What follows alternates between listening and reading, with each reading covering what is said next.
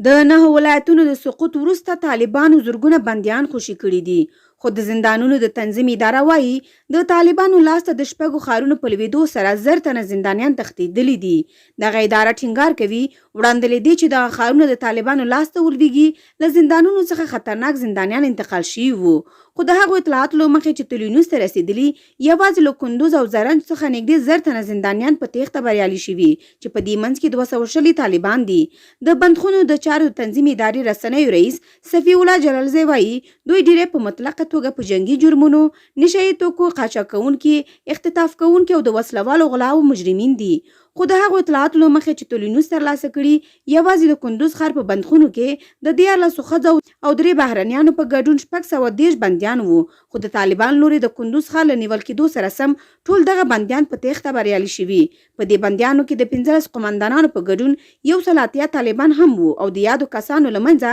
15 پرې اعدام محکوم شوي وو. ډېری دغه طالبان په وروستیو 6 کلونو کې د دولتي ځواکونو لوري نیول شوي وو. په دې بندیانو کې 200 قاتلین هم وو چې پر تېښتې بریالي شوي. د دغو ټولو اطلاعاتو له مخې د کندوز پر بندخونې 140 امنیتي مامورینو څارنه کوله او 100 کسان یې وسلوال وو. د کندوز پر بندخونې د طالبانو بریدونه 3 پرلهپسې ورځې دوام درلود او هغو د کندوز ښار له ابراهیم خیل کلي چې له بندخونې سره نږدې سیمه ده دغه بریدونه کول. په دې بریدونو کې د بندخونې له امنیتي کسانو 4 وژل شوي او 4 نور ټپیان دي. له دې سره سم په نیمروز ولایت کې هم سرچینې وایي د طالبانو لاسته د زرنج ښار له لوېدو سره سم د 40 طالبانو په ګډون 350 بندیان د دغه ښار له بندخونې تښتېدلي دي. له دې ټولو سره د بندخونو چارو د تنظیم اداره وایي د ټولو تښتېدلو بندیانو دوستي له دوی سره دي او په وینا یې د یادو ښارونو له نیول کېدو سره سم به دغه بندیان بیرته بندخونو ته راوګرځول شي. دا په داسې حال کې ده چې تېر ماښام د کندهار زندان هم مات کړی شوی او طالبان ادعا کوي چې له دغه زندانه یې شاوخوا 1900 بندیان خوشي کړي